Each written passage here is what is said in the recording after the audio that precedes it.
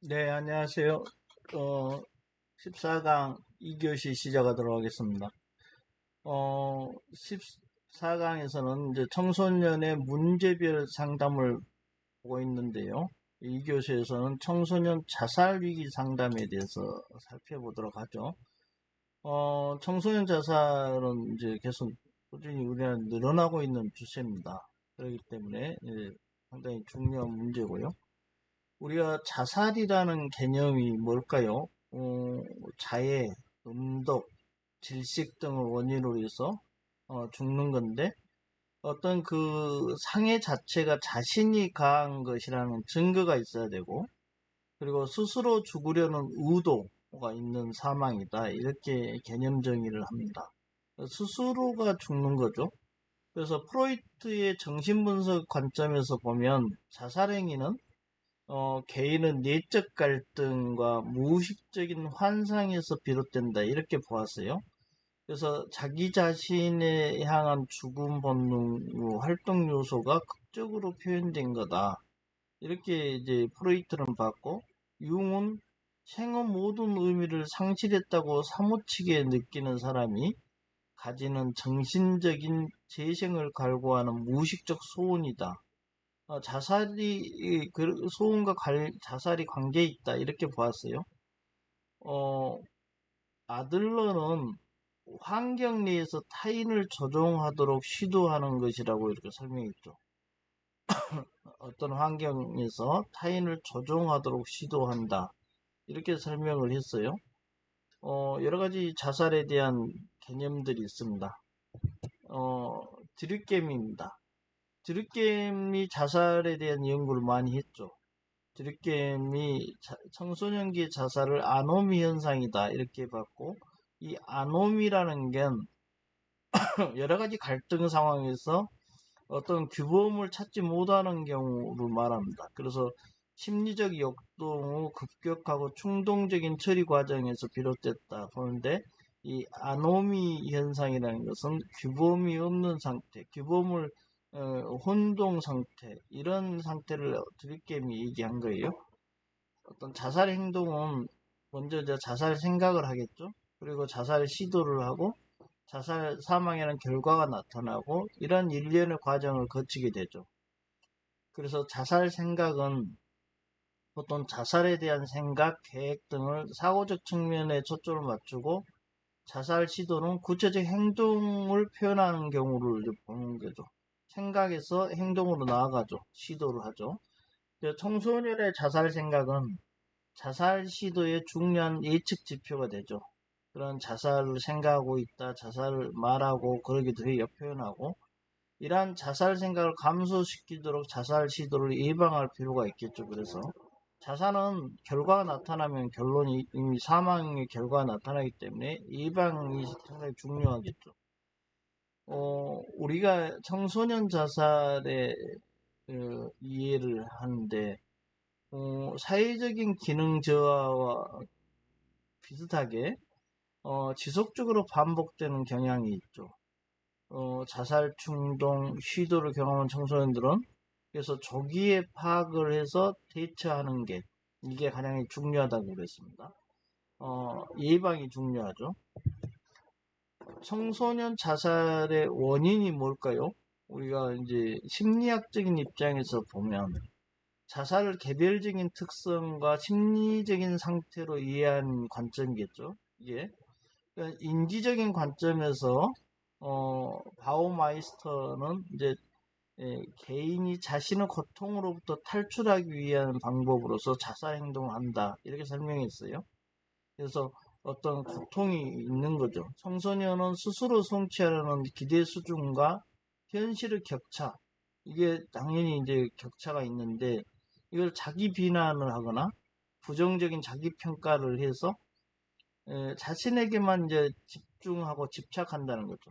그래서 이제 결국 자학적인 자기 지각을 하고 이게 이제 심해지면 스스로에 대한 이제 부정적 감정 상태를 유지하다가 자살로 이어진다 이렇게 보는 겁니다. 어, 청소년 자살 문제를 보면 이제 청소년은 부세에서 24세로 이렇게 표에 보면 부세에서 24세로 했죠. 사망자 수, 사망 원인 이렇게 해서 쭉 분석을 해보니까 2010년도는 안전사고가 1인데 그리고 고의적 자해가 2인데 2019년으로 오면서 숫자도 상당히 이제 그 사망자 숫자는 좀 낮아졌는데 결국은 그 고의적 자해 부분이 높아졌죠. 그리고 안전사고가 뒤로 물러났고요. 이러한 특성을 보이고 있다는 겁니다. 우리가 청소년 자살 원인을 보고 있는데 심리학적 입장이 또 있겠죠. 그래서 극심한 고통과 정서를 사라지게 할 방법으로 고려한다는 거죠. 그리고 인지적 몰락, 정신기능 자체가 협소하게 진행되고 모든 신념에 대한 의미를 상실하고 피상적이고 무가치하게 여긴다는 겁니다. 그래서 그걸 그렇게 평가를 하고 자살을 방지하는 다양한 내부 통제력을 약화시키고 부정적인 것으로 지각된 자신과 정서로부터 도피하기 위해서 자살과 같은 극단적인 선택을 하게 된다는 겁니다. 그래서 결국은 극심한 고통으로부터 해방되는 그러한 이제 방식으로 자살을 선택한다는 것이고, 발달학적인 입장에서 보면 이제 청소년기는 급격한 신체적, 인지적 발달을 한다겠죠. 그래서 친구들과 유대관계도 맺고 상호작용도 하고 사회적 기술을 익혀나가는데 그래서 한 성인으로서 독립되기 위해서는 양육자와 분리하고 스스로 정체성을 모색하는 시기라고 했잖아요. 자아 정체감, 성 정체감, 그리고 양육자와 분리, 여기서 양가 감정을 가지고 있고, 이게 청소년기의 발달적 특성이라겠어요. 그래서 인지적, 행동적 대안이 이제 미비하고, 그리고 정서적 조절 능력이 성숙되지 않았고, 심리적, 환경적 스트레스로 인해서 불균형한 상태가 유지되고, 이런 것들이 이제 그 청소년 발달의 특성에서 나오는 자살 위기가 상당히 높아진다. 자살 위기에 놓여 있다. 이렇게 해서 볼 수 있다는 거예요. 발달학적으로. 그리고 이제 전두엽이라는 것이 완전히 발달이 못해서 종합적 사고가 어려운 시기이기도 하다는 거고, 청소년기에는. 그래서 신체적, 정서적 변화로 인해서 격동의 시기인데, 거기에 이제 지적 변화로 기존 가치나 규범이 왜 도전하는 시기라 혼란의 시기다. 드립게임용으로 보면 아노미 상태다. 그래서 자아 정체성도 혼란의 시기이기도 하고, 그래서 자아 정체감이 완전히 이제 형성되지 않는 그러한 이제 과도기 시기인 경우에 이제 청소년의 자살로 이어질 수 있다는 겁니다. 그런가 하면 청소년 자살의 원인을 사회학적인 입장에서 보는데 그 사회학적인 입장들이 여러 가지가 있죠. 사회 통합 이론입니다. 자살 현상을 사회병리로 보는 입장이죠. 사회병리인데 여기서는 청소년이 아니라 사회로 보는 거예요. 연구 대상을. 근데 자살을 개인적 행위가 아니라 사회의 특수한 행태다. 그것 때문에 이기적 자살은 이기적 자살, 드립개미 용어이기도 하는데 이기적 자살, 극심한 개인주의로 인해서 개인을 규제할 만한 사회적 영향력 부재, 즉 통제력 부재죠. 이름으로써 생기는 게 이제 청소년 자살뿐만 아니라 노인 고독사, 무용고 자살 이런 것들이 사회적 통제력이 약화돼서 생기는 이제 자살이다. 이기적 자살이다. 이렇게 보는 겁니다. 사회 통합 이론에서 보면 이제 통합을 중심으로 해서 통합이 잘 됐느냐, 응집력의 문제죠. 개인 간의 응집력이 강하고 상호관계가 잘 조성된 사회. 이런 사회는 개인에게 이제 심리적 안정을 주고 치료적 효과를 가져올 수 있는데 그렇지 못하다는 거죠. 그래서 이타적 자살은 청소년이 그가 속한 사회와 지나치게 통합됐을 때 이제 이게 이타적 자살이 나오는 거고요. 사회를 위해서 자신을 희생한다는 거죠. 그래서 이타적 자살이라고. 아노미적 자살, 아까 통합 상태가 평형을 흐트러뜨리면 결국은 보편적 기준의 행동이 없어지죠. 그래서 규범의 혼란 상태, 아노미적 자살을 한다는 건데, 이럴 때. 어, 우리가 청소년 자살 원인에서 사회학적 입장을 보는데, 현대화 이론이라는 게 또 있다는 거죠. 그, 사회적으로, 우리가 경제적 생산 기술이 발전했다. 우리가 첨단 기술이 지금 발달하고 AI 시대다. 그 기술이 발달하면 거기에 맞는 이제 사회적인 어떤 현대적인 현상들이 나타나는데 그것이 미처 따라가지 못하는 경우가 있죠. 대중교육이 확대되고 또 보건 및 의료 기술이 발전하고 기술이 계속 발전해요. 도시화되고 더욱더 도시화돼서 익명성은 더 강화되고 그러면서 현대화의 결과들이 자살로 이어지는 경우가 많이 있다. 이게 한 예로 노동시장에서의 경제, 사회적 역할 상실은 결국 개인의 사회적, 심리적 소외를 가져오죠. 그래서 이 소외가 결국은 이제 자살로 이어진다는 것이죠. 그런가 하면 청소년 자살의 원인과 관련해서 우리가 사회학적 입장을 볼 수 있겠죠. 사회학적 입장에서 여러 가지를 이론들이 나왔고 거기서 이제 갈등주의 이론이 나왔습니다. 이 갈등주의 이론에서는 사회 구조나 제도의 모순에 초점을 맞추죠. 그래서 사회를 한 개인과 또 다른 개인 간, 즉 집단과 집단 간의 경쟁과 갈등의 연속으로 보는 거죠. 칡갈자, 등나무 등자라 했죠. 사회는 궁극적으로 갈등을 갖고 있는 것이다. 이렇게 보는 거죠. 그래서 여러 사회 문제는 희소 자원 때문에 불가피하게 나타난 이제 집단에서의 위험이고 그 위험에 획득된 집단들은 자원을 축적하고 유지하는 그걸 위해서 여러 가지 대처를 하는데 제도적 사회 구조적 대처 그것이 구조화되면서 자살 등 또 다른 문제를 파생시킨다는 거예요. 여기에서 소외된 자들은 당연히 자살 등의 문제로 그 결과를 가져오겠죠. 그런가 하면 청소년 자살의 원인과 생태체계적인 입장이 있습니다. 우리가 생태학이라는 것이 있죠. 그래서 청소년의 행동을 사회의 전반적 체계와 그 상호작용을 함께 고려해야 된다. 청소년 체계를. 그래서 이 생태계의 전반적으로 봐야 됩니다. 그래서 이 청소년의 행동이 개별적이지만 동시에 사회적인 산물이다. 이렇게 같이 보아야 된다는 거고 개인은 사회적 환경과 상호작용을 일으키면서 다양하고 복잡한 심리적 반응과 행동을 보이게 된다. 단선적이지 않는다는 거죠. 그리고 청소년의 자살 행동을 이해하는데 개인적 특성과 사회 환경적 측면을 동시에 살펴보아야 된다. 이렇게 이제 생태 체계적인 입장에서는 이렇게 얘기를 하면서 우리가 자살을 이해함에 있어서 심리학적 입장은 개인의 심리적 요인에만 중점을 두었잖아요. 그러면 여기는 외부 환경에 도외시했다 이렇게 비판하고 사회학적 입장은 또 사회 구조 자체가 자살의 원인이다 이렇게 보는데 청소년 자살 행위는 자기 행위잖아요. 자기가 선택한 개인적인 선택의 문제인데 그래서 소홀히 했다. 이러한 각 한계점이 있는 거죠. 심리학적 입장, 사회학적 입장은 한계점이 있는데 그래서 극복하기 위해서는 생태 체계적인 입장에서 접근해야 되고 개인의 행동을 실제 경험하고 있는 사회 체계와 함께 이해해야 한다. 여기서 실제 경험하고 있는 사회 체계들이 우리가 여러 가지 체계로 있죠. 생태적으로 구성되어 있는 것이고 또 그렇기 때문에 그것을 함께 이해하는 것을 생태 체계적인 입장에서 주장하고 있는 거죠.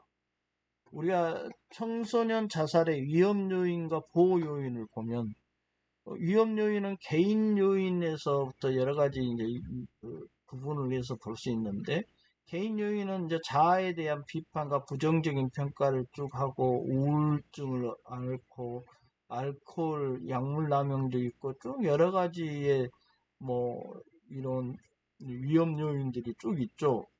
자살 시도도 해봤고 자기 도피적인 사고도 하고 15번 같은 반복적인 스트레스 및 대처 기제가 부족하죠. 청소년기는 더구나. 그러면 이게 보호 요인은 본인을 긍정적으로 생각하고 긍정적 자아 존중감을 갖고 어, 주변에도 유용하게 이제 조언도 구하고 쭉 이렇게 원만한 대인관계, 적극적 문제 해결 기술도 익히고 효과적인 스트레스 대처 기술을 갖고 도움을 요청할 수 있는 기술도 이렇게 갖추면 보호 요인이 된다는 것이고요. 개인적인 측면에서 보는 거예요. 가족적 요인은 또 어떨까요? 이제 가족 구성원 중에서 이전에 자살 시도를 경험한 경우가 있으면 상당히 또 따라하기가 있기 때문에 가족의 응집력이 결여됐을 때 대화가 부족하고 그리고 경제적 빈곤과 부모의 실직 이런 것들이 또 연계되어 있죠. 가족 요인에는 가족의 질병 그리고 가족 구성원들 자율적 기능 지지가 부재하고 이런 것들이 위험 요인이라면 부모 보호 요인은 부모의 긍정적인 관계 원활한 가족 간의 의사소통 이런 것들은 보호 요인이 되고 우리가 지역사회의 지원과 지지 이런 것도 필요하다는 거예요. 그리고 부모와 자녀 관계가 친밀하거나 가족의 긍정적인 지지가 있으면 이제 보호 요인이 된다는 것이고요. 그런가 하면 또래 학교 요인이 또 있겠죠. 그래서 학교 부적응 그리고 시험 성적 부진 그리고 뭐 빈약한 친구 관계, 학교 폭력, 집단 따돌림 이런 것들이 원인이 되고 보호 요인으로는 교사와의 원만한 관계, 원만한 교우 관계, 그 우리가 학교의 예방 교육, 유용한 자료 보급 이런 것들이 보호 요인이 된다는 겁니다. 사회 요인을 볼까요? 사회 요인은 인터넷 사이트, 우리나라 같은 경우는 이제 디지털 발달되어 있고, 그것이 왜곡되어 있는 매스미디어를 통해서 왜곡된 이제 죽음의 이미지, 정보들이 왜곡되게 이제 전파되고, 그리고 이제 정신건강 치료에 대한 장애도 있고, 또 그 사회적 지지의 결핍 이런 것들이 위험 요인이라면 정신건강 교육과 서비스를 제공하고 그리고 전문가 활용이 용이하고 상대적으로 그리고 건전한 놀이문화 공간이 확보되고 청소년 우울 및 자살에 대한 예방 교육이 지속적으로 일어나고 자기 자살 위기 센터의 설치 및 운영을 하고 그래서 이 접근성이 강화되면 보호 요인이 된다는 겁니다. 우리가 청소년 자살 시도의 특징을 살펴볼까요? 어떤 청소년기는 충동적인 경향이 강하죠. 계획적인 경우보다 충동적인 경우가 많고 성인들은 그 반면에 어떤 경제적 빈곤, 현실적 문제를 가지고 사전에 계획한 경우가 많습니다. 자살과 관련해서 성인들의 자살, 여러분 이게 여기서 이제 가족 자살도 있을 수 있는데 가족 동반 자살이 아니에요. 그러니까 용어가 우리가 좀 주의해야 될 것이 있다. 여기서 미성년자는 동의 능력이 없어요. 그렇기 때문에 미성년자의 자살에 대한 동의는 자기 결정권이 있는 동의가 아니기 때문에 가족 동반 자살이 아니고 가장 중에 한 명이 선택이 있다면 자신은 자살일 수 있는데 나머지한테는 살인행위죠. 그러니까 그런 부분도 용어법을 미디어에서 잘 써야 된다는 거예요. 이 과정에서 얘기를 하는데 가족 동반 자살이라는 용어의 함정이죠. 그, 그 살인행위라는 것을 인식해야 됩니다. 청소년들은 극심한 스트레스 상황에서 그 순간 현실을 도피하는 수단으로서 충동적으로 자살을 시도할 수 있다는 거예요. 구체적으로 보면 이제 자신이 무가치하다. 그리고 잔소리가 싫어질 때 이런 것들을 또 그리고 타인 앞에서 비난이나 꾸중을 들었을 때 충동적으로 자살을 선택할 수 있다. 이런 것이고요. 우리가 그 정신질환을 빼놓고의 다른 원인들도 쭉 있는데 주요한 원인으로 살펴보면 우리가 가정환경, 대인관계, 성적 등 여러 가지 이제 심리적 압박을 갖죠. 그리고 그것이 두려움으로 나타나고 이런 나름대로 이제 분명한 자살 동기를 갖춘다는 거예요. 그것을 이제 자살 준비하는 중에 자극적 사건이 또 나타나면 곧바로 시도하기도 하고, 아니면 어떨 때는 고통의 끝일 때 또 문제 해결의 대안으로서 자살을 선택하기도 한다는 거죠. 그래서 보통 청소년들은 분명한 동기를 만들어서 합리화시키려고 하고 남을 조종하거나 보복하려는 이유에서도 자살을 시도하기도 한다는 거예요. 그만큼 이제 자기 조절 능력에 문제가 있겠죠. 청소년 자살의 특징을 보겠습니다. 이제 도움을 호소하는 극단적 표현이기도 하다. 이 부분이 이제 상당히 청소년 자살과 관련해서 잘 봐야 되는데, 청소년들은 과도한 스트레스 상황을 갖고 있죠. 도움을 청하고 싶은데, 그리고 심적 고통을 호소하고 싶은데 표현을 잘 못해요. 그래서 그 표현의 하나의 방식으로서 자살을 시도한다는 거예요. 그래서 청소년기는 여러 가지 문제 해결의 전략을 습득하지 못했기 때문에 도움을 호소하는 극단적 표현으로 자살을 선택하기도 한다는 것이고, 자살 시도를 한다는 것은 단순히 관심을 얻기 위한 방법으로만 여기서는 안 되고, 관심을 얻기 위한 것도 있지만 또 그것이 자신의 극심한 고통을 호소하고 간절히 도움을 바라는 편이다. 이렇게까지 이제 이해를 해야 된다는 것입니다. 청소년 자살 시도의 특징 중에서 또 하나가 자살에 대한 환상을 가지고 있다는 거죠. 인터넷 게임하고도 연계되죠. 인터넷 게임 중독하고도 연결되는데 청소년기 자살에 대해서는 일종의 환상을 가지고 있죠. 판타지 소설에 민감하죠. 청소년기는 인터넷 게임의 영향도 받죠. 그리고 대중 매체에 전한 자살 소식, 인터넷 특히 자기가 좋아하는 연예인들의 자살 문제 미화됩니다. 이유가 없이 받아들이죠. 그래서 이게 자살은 많은 사람들의 관심과 동정을 받는 것처럼 지나치게 미화되죠. 그래서 그 미화하는 거, 죽음을 비현실적으로 받아들이고 있다는 거죠. 이게 이제 인터넷 게임 중독이 되면 현실과 가상의 경계가 흐트러지기 때문에, 그리고 거기에 캐릭터는 죽었다 살아났다 계속 반복하기 때문에 이 죽음과 삶의 경계를 잘 인식하지 못하게 되는 경우도 있다는 거예요. 그래서 계속 비현실적으로 받아들이는 경우도 있죠. 그래서 자살을 쉽게 고려할 수 있고 죽음을 문제 해결의 방법으로 왜곡시킬 수 있다. 그런 이제 생각을 할 수 있다는 겁니다. 그리고 청소년 자살 시도의 특징은 또래의 영향도 있죠. 우리 청소년기는 또래와의 관계가 중요하죠. 우리가 청소년기는 심리적 압박감이나 고통을 따를 때 친구들에게는 알려요. 부모한테 잘 안 알린 것도 친구에게는 알린다는 거죠. 그래서 또래 상호 간에는 문제 해결이나 어떠한 대안을 얻지 못하죠. 잘. 같은 또래이기 때문에. 그래서 감정적으로 그 문제에 이제 몰입하게 되고, 동반 자살이나 모방 자살을 하게 되면 쉽게 이제 자살을 선택한다는 거예요.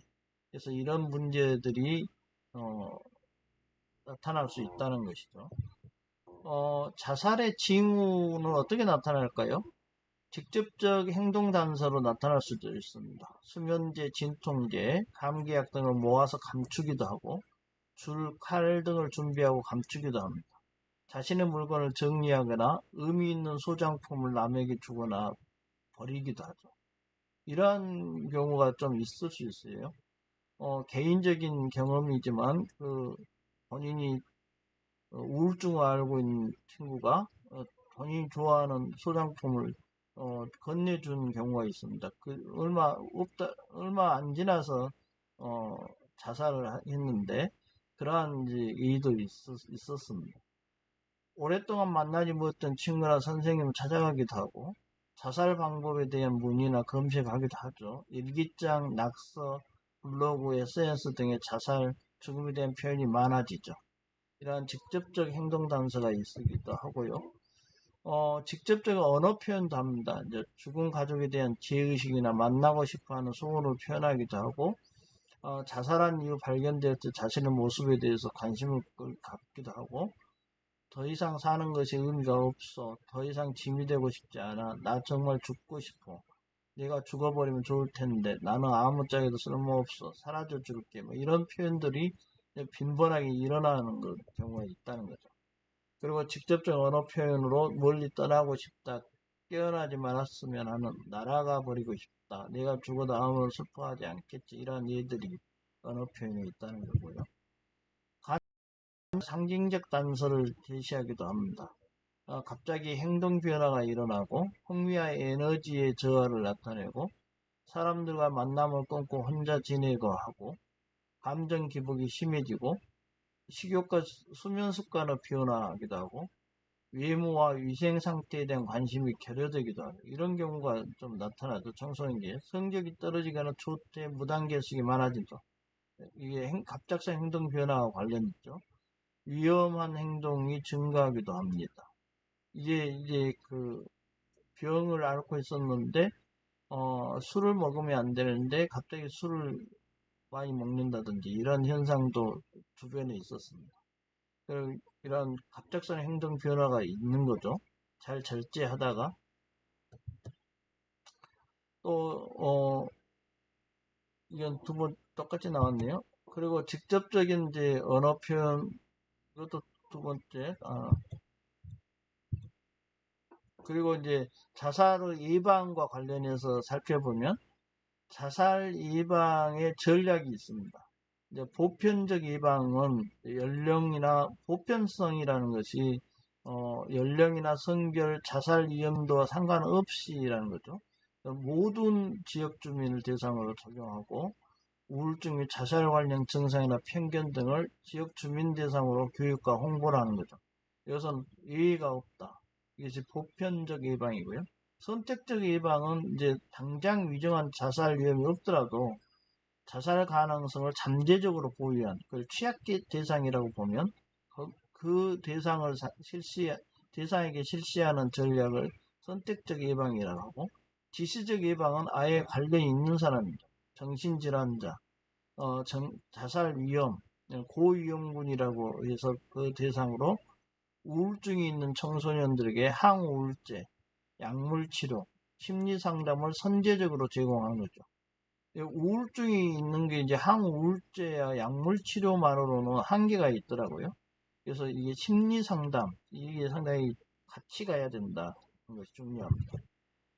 우리가 자살 예방에서 자기 자신이 자살 위기에 있을 때는 우울해지고 죽고 싶은 생각이 드는 시간과 장소를 파악하고 그래서 매일 밤 10시에서 12시 방에 혼자 있을 때 이때를 파악해야 되고 편한 사람의 도움을 요청해야 됩니다. 친구에게 문자를 보내서 힘들고 우울하다고 표현해야 되고 기분이 좋아질 만한 활동을 찾고 실행해야 돼요. 밝은 느낌의 음악을 들어야 되고 이것도 이제 상당히 일시적인 측면이 있어서 아까 혼자 있을 때가 중요하죠. 약간 그럴 때하고 이렇게 기분이 좋아질 만한 활동도 계속 할 수 없기 때문에 약간 그런 딜레마 있는 겁니다. 전문기관의 도움을 요청하는 게 필요합니다. 청소년 전화 1388 그리고 청소년 사이버 상담센터 그리고 채팅이나 게시판으로서 상담을 요청하기도 해야 됩니다. 친구나 주변 사람이 자살 위기에 있을 때는 이제 선생님이나 전문가에게 도움을 구하는 게 좋아요. 그래서 혼자 해결하려 하지 말고 일단 선생님이나 전문기관 도움을 요청해야 되고 친구의 고민이나 감정을 대수롭지 않게 웃어넘기거나 화내지 않아야 됩니다. 실제로 위태로운 상태라는 것을 그 위태로운 상태를 신호를 보낸다는 것을 인지하고 괜찮을 거라고 이렇게 혼자 생각하면 안 된다는 거예요. 확실한 도움을 요청해야 됩니다. 그리고 말이나 행동으로 자신의 친구에 대해 진심으로 걱정하고 있으면 알려줘야 돼요. 그런 그 고독함이 있어요. 그래서 그런 고독함을 덜어줘야 됩니다. 위협이나 두려움 없이 자신의 감정을 이야기할 수 있도록 도와줘야 되고, 그걸 진심으로 이야기를 들어줄 대상이다. 그리고 관심을 갖고 있고, 편하게 이제 두려움이나 불안 없이 표현하도록 그런 불안을 표현해야 됩니다. 일단 그렇게 하도록 도와줘야 됩니다. 친구에게 자살 생각에 대해 더 자세하고 직접적으로 물어볼 필요가 있어요. 그래서 자세하게 자살 문제만큼은 질문을 정확하게 할 필요가 있습니다. 그래서 자살에 대해 생각하고 있느냐, 나한테 내가 요즘 굉장히 우울하고 슬픈 것처럼 보이고 혹시 죽고 싶은 생각이 드냐? 이렇게 쭉 질문을 해서 그 대답을 하면서 친구도 자기를 환기시켜야 돼요. 자신의 상태와 감정을 표현할 수 있는 기회를 갖게 되고, 또 이제 듣는 사람은 친구의 현재 상태를 파악해서 다음 단계 행동을 하는 거죠. 비밀을 지켜주면 안 돼요. 그래서 바로 조치를 취해줘야 합니다. 친구의 걱정을 이제 들어주면서 위로해주고, 공감해주고, 지지해주고, 추가적으로 다른 전문가나 선생님에게 도움을 구하는 것이 반드시 필요하죠. 반드시 필요합니다. 그리고 성급한 판단이나 비난, 섣부른 조언 이런 걸 피해야 되고, 그리고 이제 그 심한 이제 절망감을 줄 수 있죠. 그렇게 뭐 비난하면 그렇기 때문에 피해야 되고 무조건 이해하려고 애쓰는 마음을 전달해 줘야 돼요. 그래서 느끼게 해줘야 됩니다. 친구가 진정성을. 그리고 친구의 자살 계획과 이제 관련된 비밀을 지키지 않아도 됩니다. 이때는 우리가 비밀 유지권과 생명권이 충돌하는 문제입니다. 이게 이제 상당히 중요한 문제인데 이때는 생명권을 우선해 줘야 돼요. 그때 뭐 친구한테 원망을 듣더라도 우리가 두 가지 충돌 문제에서 가치나 권리의 충돌 문제에서 비밀 유지보다는 생명 유지가 더 우선해야 됩니다. 이때 유의해야 될 점이 있겠죠. 아무한테나 이제 자살을 알리면 안 되겠죠. 선생님이나 이제 전문가들, 실제적 도움을 제공할 수 있는 사람에게 알려야 한다는 거죠. 그래서 이때는 비밀 유지를 하지 않아도 됩니다. 필요한 도움을 받을 수 있으면 나도 기꺼이 돕겠다고 표현을 해줘야 돼요. 그래서 용기를 부여해주고 최선을 다해 돕겠다 하고 진심을 담은 격려를 해줘야 됩니다. 그래야지만 도움이 됩니다. 상담의 목표입니다. 우리가 이제 단기적 관점에서 위기 관리 하는 거죠. 자살은 단기적 관점에서 위기 관리도 굉장히 중요하죠. 우선 이제 그 예방의 차원이 있어야 되니까 위기를 경감시키는데 초점을 둬야 됩니다. 그리고 신속한 평가를 하고 현재 개인이 당면한 위기, 위험 요인을 감소시켜야 되고 거기에 집중해서 이전 상황으로 회복시켜주도록 노력해야 됩니다. 그런가 하면 이제 장기적 관점에서 사례 관리를 해줘야 되죠. 지속적인 평가를 해주고 단계별 치료 목표를 만들어서 생태 체계적인 관점에서 개인의 삶의 질을 향상시켜줘야겠죠. 개인의 환경 등 이것들 상호작용 속에서 삶의 질을 향상시키는 거. 이게 이제 거기에 주력해야 한다. 장기적으로는.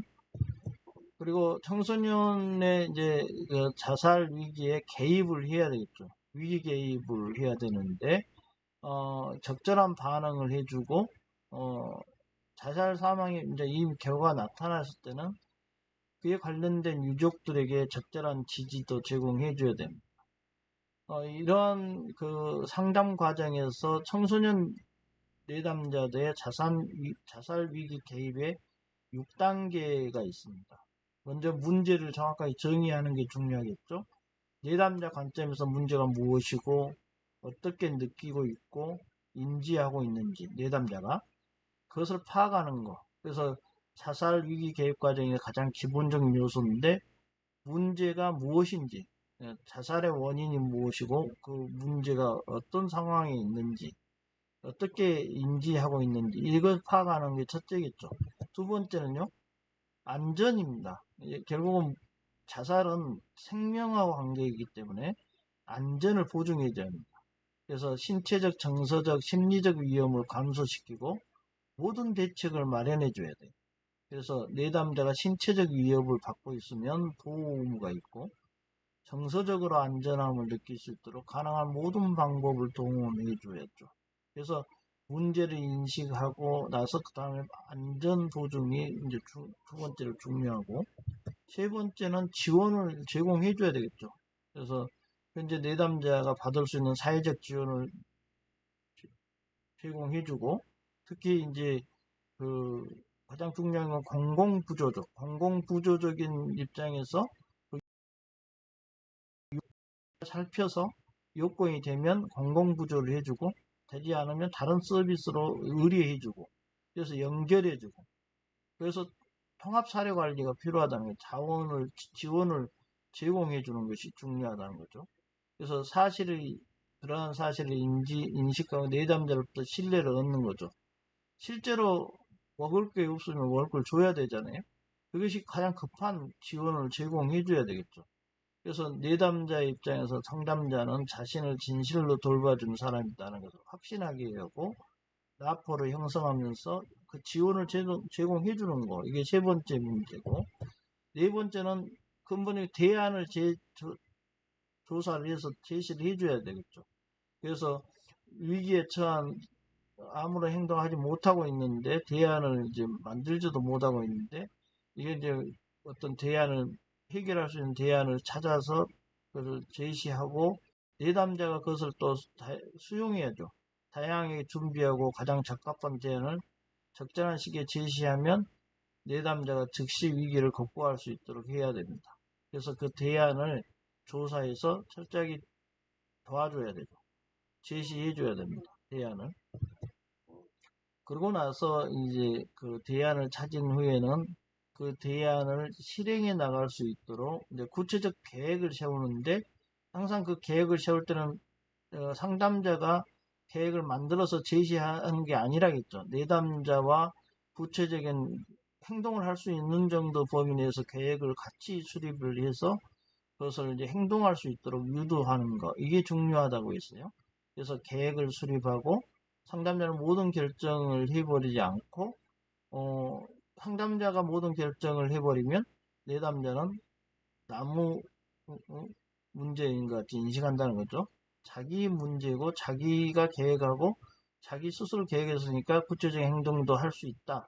이렇게 해야지 위기 극복 가능성이 높일 수 있다고 했습니다. 그래서 이제 청소년의 어떤 자살위기 개입 6단계가 있는데 마지막 6단계에서는 구속력을 확보하는 겁니다. 이게 이제 자살과 관련이기 때문에 약간 구속력을 확보하는 게 중요해요.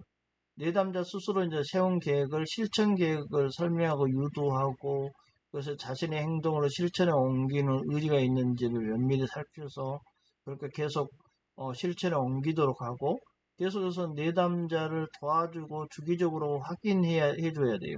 그래서 구속력을 확보해줘야지 내담자도 신뢰감을 갖고 또 자신감을 갖고 그 목표를 수행하죠. 실천에 수행할 수 있도록. 그래서 계속해서 내담자를 도와줘야 되고 주기적으로 확인해서 그것을 이제 다시 피드백해서 새로운 이제 또 더 나은 방안이 뭔가를 가지고 서로 협의해서 계속 나아가야 돼요. 그래서 이제 구속력이라고 하는데 그 구속력을 확보해 줘야 됩니다. 우리가 청소년 자살기를 이제 다루어야 되겠죠. 치료한다는 거죠. 결국은 자살 위기에 있는 청소년을 잘 다루는 거. 이게 이제 다루기 및 치료인데 우리가 처음에 절망감을 다뤄줘야 돼요. 자살을 시도하는 내담자는 스스로 해결할 수 없는 문제라고 보고 유일한 방법, 거기서 이 해결할 수 없는 문제로부터 해방하는 유일한 방법이 자살이라고 생각하잖아요. 그렇기 때문에 자의적인 결론에 얽매여 있어요. 그렇기 때문에 그 치료적 접근은 즉각적으로 문제를 다루는 데 중점을 둬야 되죠. 그래서 그것을 다뤄서 자살 위기의 시기를 지나도록 해야 돼요. 그러기 위해서는 내담자 접촉을 계속 유지하면서 가족이나 친구의 협조도 구하면서 절망감에 계속 빠지지 않고 자살 위기 상황을 지나가도록 그러면서 좀 더 나은 방법을 찾는 대로 절망감을 일단 다루어 줘야 됩니다. 두 번째는 그런 과정에서 공감대 형성이 중요하다겠죠, 항상. 우리가 부정적이고 왜곡된 방식으로 바라보고 있는 내담자한테 우리 계획을 이제 세워주면 그것을 내담자는 처음에 무차별적으로 거절할 수도 있어요. 그럴 때 이제 당황하지 말고 어떤 내담자의 사연이 죽을 만큼 이유가 있겠다는 공감을 해주면서 계속 신뢰를 얻어서 대화를 계속 풀어나가는 거. 이게 이제 하나의 상담 기술이죠. 공감대 형성이 필요하다는 겁니다. 또 경향도 파악할 필요가 있어요. 자살 경향 있는 사람은 이제 같은 문제도 그 크기를 굉장히 크게 봐요.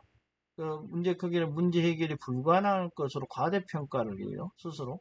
그리고 작은 문제는 크게 지각하고, 큰 문제에 대해서는 더 압도되어 버리고, 그러기 때문에 자살 위기에 있는 청소년, 그다음에 자살 위기에 있는 사람들은, 특히 우울증에 있는 사람들은 아예 밖에 나가는 것도 싫어하는 경우도 있습니다. 그래서 그런 경향을 잘 파악을 해야 한다. 그리고 마지막엔 치료겠죠, 역시.